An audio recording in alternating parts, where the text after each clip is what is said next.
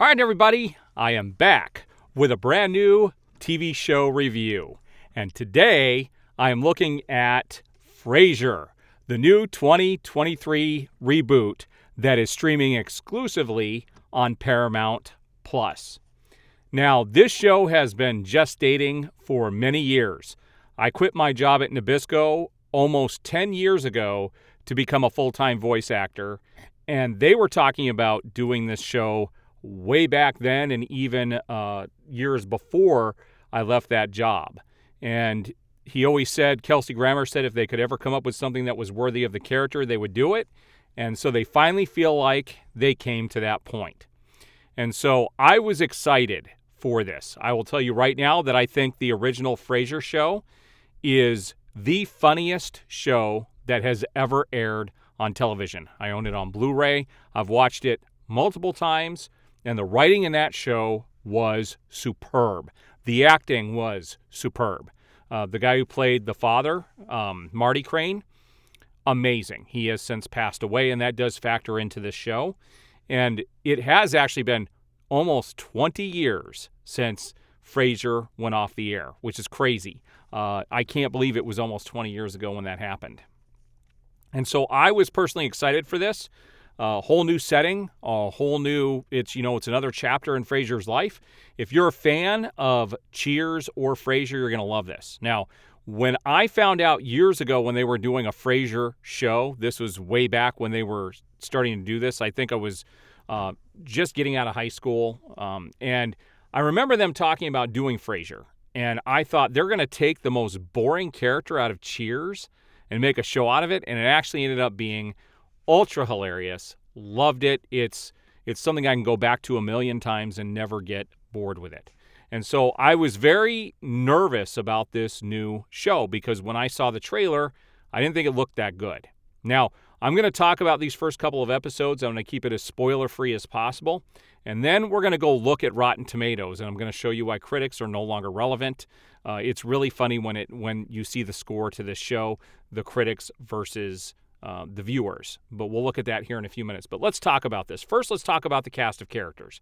Now, one of the things that I noticed when I watched the trailer is I wasn't really pleased with the kid who, well, he's not a kid anymore. The guy that they hired to play Freddie Crane, Kelsey Grammer's, Frasier's adult son.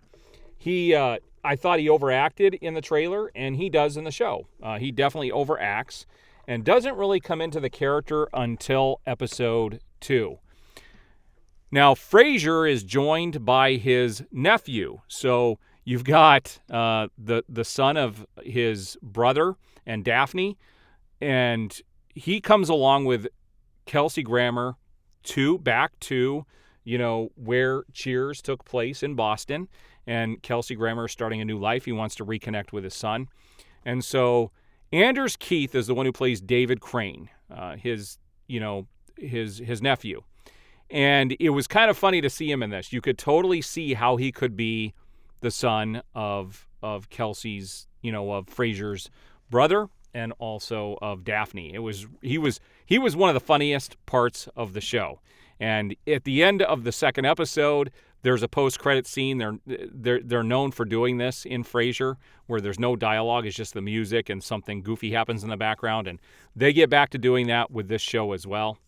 Now, getting back to Freddie Crane, he's played by Jack Cutmore Scott, and his acting was over the top until he came into that second episode, and by the end, you get to like him a little bit more. I thought it was really heavy with the acting at the beginning, and we're going to talk about something that I think upset the critics when I go show you the score by Rotten Tomatoes. Now, we've also got a girlfriend of Freddie Crane. Her name is Eve in the show, and I'm not going to give away what happens with them. You'll find out when you watch the 2 episodes. She does a good job as her character, a little overacted. You also have Nicholas Lyndhurst is joining the cast. He's an old colleague of Dr. Frasier Crane playing Alan Cornwall, and he is absolutely hilarious in the show. And then the other big character is someone who's actually the boss of Nicholas Lyndhurst, Alan Cornwell's character. You have Olivia. And she's played by someone, I don't know how to pronounce her name. I think it's Tox Olagundoy.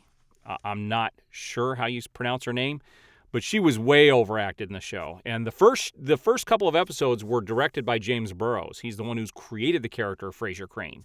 And so he was back to do the first couple of episodes of this new show. I don't know if he'll be back for the rest, but we're going to see how this pans out in future episodes, because some of the acting was overdone. It was over the top in the first couple of episodes, but like I said, by the end of the second episode, you're locked in. And what's crazy about this, so let's talk about the basic overall story here. I'm going to try to do this without giving anything away. So you had Marty Crane, his father, Martin Crane, the ex-cop, had just passed away, and they had the funeral for him back home. He had gone back home to Seattle. He's been living for the last 20 years with his girlfriend that he left at the end. He was going to possibly get with at the end of the program. We don't ever see them really get together, but he does talk about how he ended up leaving her and going to Boston to start something different. He left the job that he had gotten at the end of the series, and he was going here to reconnect with his son with no real plan. By the end of the first two episodes, he does have a job, and things do get kind of worked out between all of them, and you'll see how that pans out when you watch the episode. Again, I'm going to keep this as spoiler-free as possible. So I really enjoyed the first two episodes. I was nervous with the first one, but by the end, my wife and I looked at each other and we said, yeah, this is pretty good. And in fact, there's a couple of big twists in the first episode that you don't see coming. They lead you to believe one thing, and then it leads to something else, which then leads to something else that you don't see coming. And like I said, I'm not going to give that away. You'll find that out when you watch the program. And I think that does lead into this Rotten Tomatoes score. So I'm going to take us over to the Rotten Tomatoes website, and we're going to take a look at this. All right, so here is the Frasier breakdown for fans, the audience score versus the critic score. You can see that they have it a 59. That it is a rotten score, and you have 86 by the audience, which is pretty high. And I think it has to do with this twist, because even my wife and I thought when the episode started and you get a feeling of something that's going to happen, and you're like, oh, this is just typical of Hollywood today to pull this and do what they were going to do. But then they rein it back, do something else, and then at the end of the episode, it is something else entirely. And I think that upset critics, the fact that they didn't follow through with what they led you to believe in the episode, which I'm glad they didn't, because I think it would have been just a cheap shot. It would have been too predictable. And instead, they decided to do something a little more heartfelt, a little more important, I think, for the growth of the character of both Frasier and his son Freddie. And it was really well done. So at the end of the day, if I had to give the first two episodes a rating, I would give them a 4 out of 5 stars, maybe 4.5. It was really well done. The writing, again, was superb. The writing is the best thing about the program. I think they did a great job writing it and planning it out. You know, we're getting the third chapter in Frasier's life, and also know that Kelsey Grammer made history by coming back to play this character. He has played this character now for 40 years, and there's no other person who has ever played a character on TV for that length of time. And the writers and the showrunners do expect this program to go on for multiple seasons. So we do have season 1. I think it's only 7 or 8 episodes that it's going to be on Paramount Plus, but it is airing now, 1 episode a week, and they actually have the first episode for free on YouTube, and I will leave a link for that in the description of this video. All right, if you guys like this review, please let me know what you guys thought of the review. Well, not my review, but what you thought of the program down below. And if you like the video, please give the video a like, subscribe, hit that notification bell, and you will be notified as I have new videos go up. All right, we'll see you on the next review.